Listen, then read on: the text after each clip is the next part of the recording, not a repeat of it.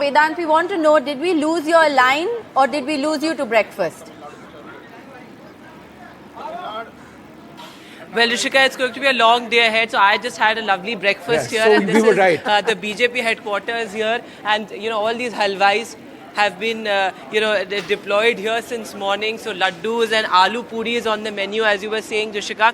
So this is one thing about the BJP, that you said they're always in campaign mode, but they're always also everything is about showmanship and celebration. And there you can see all these halwais at the BJP headquarters, right at the entrance. In fact, Karyakartas coming in here. Grand celebrations have already been planned. In fact, as I was telling you earlier, the Prime Minister is expected to address the Karyakartas at 6:30 p.m. if what the exit polls have predicted does come out to be true. But very interesting visuals here, Rishika. A stage has also been erected, and Karyakartas coming in. आपसे मैं पूछूंगा, कब से आप लोग सुबह कितने बजे से आए हुए हैं यहाँ पर?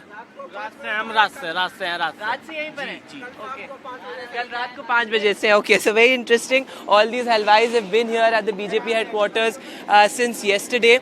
And as I said, the BJP expecting to better its 2019 tally, not just in terms of seats, but in terms of vote share as well. Last time around, the NDA vote share was around 45%. This time, they're looking to cross the 50% mark as well.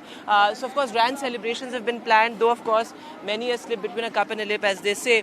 But Karyakartas have started coming in here at the BJP headquarters already, Rishika.